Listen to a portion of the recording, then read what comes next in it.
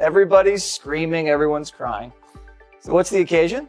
Well, Congresswoman Omar got voted off the Foreign Affairs Committee.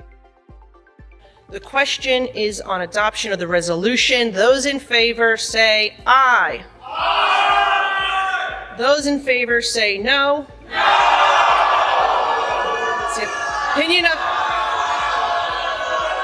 It's the opinion of the chair that the ayes have it and the resolution is agreed to. And without objection, the motion to reconsider is laid on the table. Does that remind you of anything?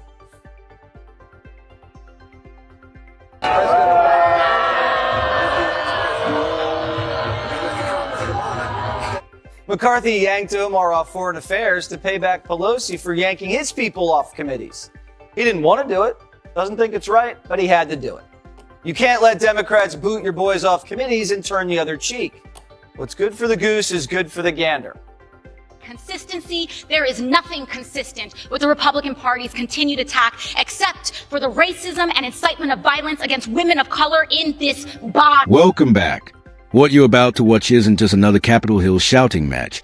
It's one of those rare political moments where the mask slips and the narrative collapses in real time. The media will try to spin this as an attack on women of color. They always do. But the American people, they're not buying it anymore. What we just witnessed was a full-blown meltdown from Alexandria Ocasio-Cortez and Rashida Tlaib, complete with outrage, tears, and the usual accusations. Meanwhile, Republicans, for once, stop playing defense and actually push back. And not with rhetoric, with receipts. This isn't just political theater. This is about accountability. Because if you or I were accused of half of what's being alleged here, tax issues, campaign fund questions, ethics concerns, we wouldn't be sitting on a powerful committee shaping American foreign policy. We'd be fighting for our freedom. That's a double standard voters are sick of. So buckle up. Because as this unfolds, you're going to see exactly what happens when the so-called untouchables realize the rules apply to them too. And trust me, they did not take it well. Good morning, everybody. Steve Draskowski, State Representative from Mazeppa. Today we are asking the Federal Internal Revenue Service and the Minnesota Department of Revenue to review the tax filings of U.S. Representative Ilhan Omar on several grounds. I am joined by 9 Minnesota State Representatives in making these requests, and I think there's 6 here today. These representatives include Glenn Gruenhagen of Glencoe, Eric Lucero of Dayton, Shane Mecklin of Clear Lake, Tim Miller of Prindsburg, Linda Runbeck of Circle Pines, Cal Barr of East Bethel, John Poston of Lakeshore, Dwayne Quam of Byron, and Jeremy Munson of Lake Crystal. We are making this request on 3 direct grounds. First, Representative Omar improperly and deliberately filed for a tax status for which she was not qualified, an illegal action in both federal and state law. The Minnesota Campaign Finance Board found on June 6th of this year that she illegally used campaign funds to pay a law firm to review her tax records. The Campaign Finance Board exposed crystal clear probable cause for a tax fraud or tax evasion investigation when they discovered that Representative Omar filed as married and filing jointly with Mr. Ahmad Hersey in 2014 and 2015. During those years, she was legally married to Mr. Ahmad Elmi. Did the illegal filing produce a lower tax liability for the couple? Did her illegal tax filing bring her tax exemption for which she was not legally qualified? Usually people choose the tax filing status that yields them the lowest tax liability. Also, the board shared that the couple filed jointly during 2 specific years. Ilhan Omar and Ahmad Hersey have been together as a couple for 17 years. Given her record of crimes and violations of so many laws, it may be worth evaluating her claims of status in those other years as well. Second, Representative Omar lived together simultaneously with her first and second husbands at the same addresses in Minnesota and North Dakota in 2009 through 2011. The tax enforcers may need to check if she used an illegal tax filing status and obtained tax deductions including standard deduction levels for which she was not qualified in those years. Third, we know that Representative Omar took improper kickbacks from 3 Minnesota colleges in 2017 when she oversaw their state budgets in 2017. Under campaign pressure, she returned those kickbacks in 2018.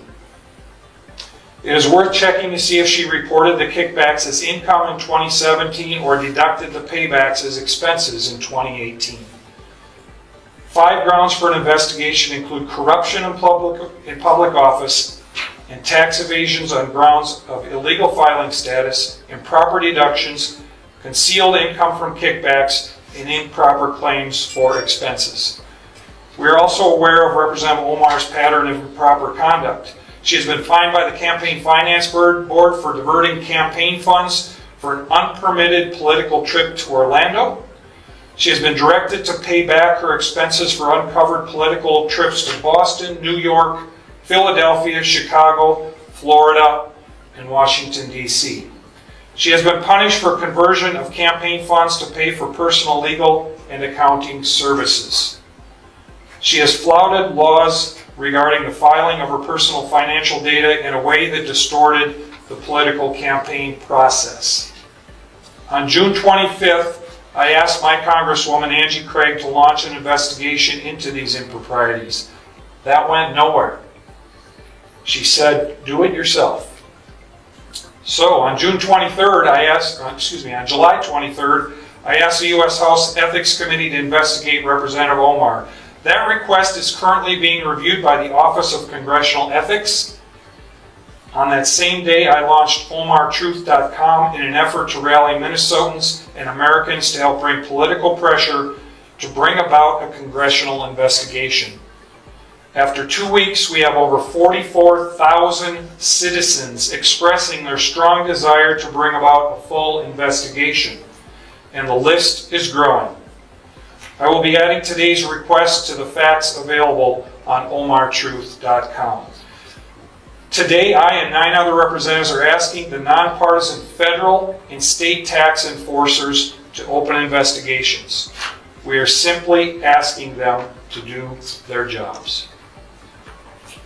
Guys have anything? Questions, anyone? Do state lawmakers have sway to influence the IRS or Minnesota Department of Revenue? Have you successfully asked for such things in the past? Is there a precedent?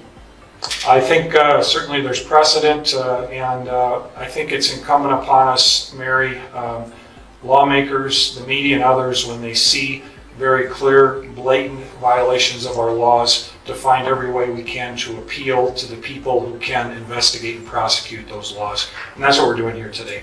How would a state lawmaker's request be different, though, than an average citizen? That's what I'm asking. Do you have any special sway or ability to request something? You know, I don't think so. I guess the fact that we each represent 40,000 people might be helpful, and it might be something that that those individuals take under consideration. But this gives us an ability, I think, to, in an organized, deliberative fashion, say, we have asked the Minnesota Department of Revenue to do their job. We have asked the IRS to do their job. Before we got here today, we don't know if they have been fully informed and appraised of these facts.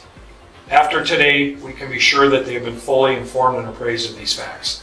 So President Trump has an obvious place in this as the head of the... I had a member of the Republican caucus threaten my life, and you all and the Republican caucus rewarded him with one of the most prestigious committee assignments in this Congress. This is about targeting women of color in the United States of America. Don't tell me, because I didn't get a single apology. Time has expired. My life was threatened. Thank you.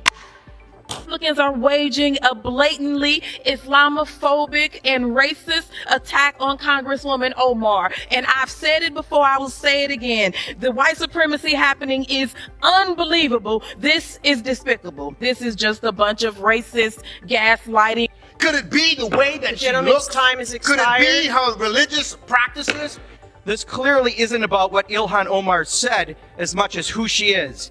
Being a smart, outspoken black woman of a Muslim faith is apparently the issue. The GOP is now doing what it is best at: weaponizing hate against a black, beautiful Muslim woman. They turn Congress into a place of fear-mongering hate. It is so painful to watch who you all are, really. The gentlewoman's time has expired. Omar will not be silenced.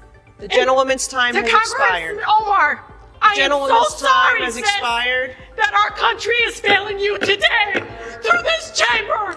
You belong The gentlewoman is no longer. Well, I am Muslim. I am an immigrant, and interestingly, from Africa. Omar is not just a congresswoman. She tells us she is a global citizen, and people around the world celebrate her accomplishments. We don't know what those accomplishments are, but if you listen closely, the world is clapping. I'm in a town where we have a lot of people who are refugees who've come, some from Somalia, some from Bosnia. I've never heard one of them say that America's a terrible place or be unappreciative of our country. Most of them are thankful. I've met people who've come here from behind the Iron Curtain that got away from communism. They're some of the best Americans we have because they really appreciate how great our country is.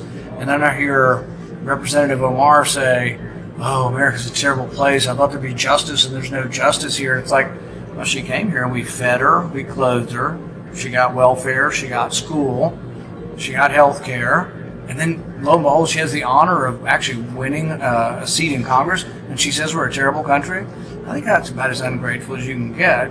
And so while I'm not saying we forcibly send her anywhere, I'm willing to contribute to buy her a ticket to go visit Somalia. And I think she could look and maybe learn a little bit about the disaster that is Somalia, that has no capitalism, has no God-given rights guaranteed in a constitution, and has about 7 different tribes that have been fighting each other for the last 40 years. And then maybe after she's visited Somalia for a while, she might come back and appreciate America. Unbelievable. Absolutely unbelievable. Watching the squad spiral after that vote was almost more satisfying than the vote itself.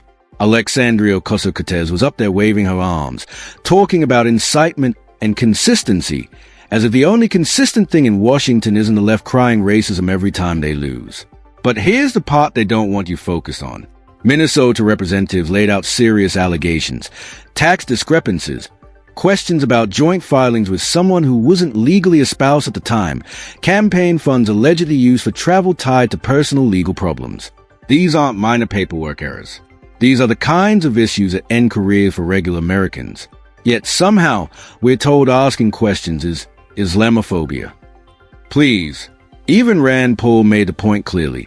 This country gave her opportunity, safety, a platform, power. And instead of gratitude, we get constant attacks on the very system that elevated her. Accountability is not oppression. It's basic governance. And those emotional floor speeches, the tears from Rashida Tlaib, that wasn't statesmanship. That was political performance art. Meanwhile, voices like Candace Owens are calling out what many Americans are thinking. Identity politics can't be a shield for ethics questioned forever. Then came the follow-through. Kevin McCarthy promised action, and he delivered. Not symbolism, not tweets. Action. This isn't about party lines anymore. It's about whether there are 2 sets of rules in this country, one for political insiders and one for everyone else. The message sent this week was simple. No one is above accountability. So what do you think? Long overdue or political payback? Drop your thought below. Because whether the media likes it or not, the accountability era might just be getting started.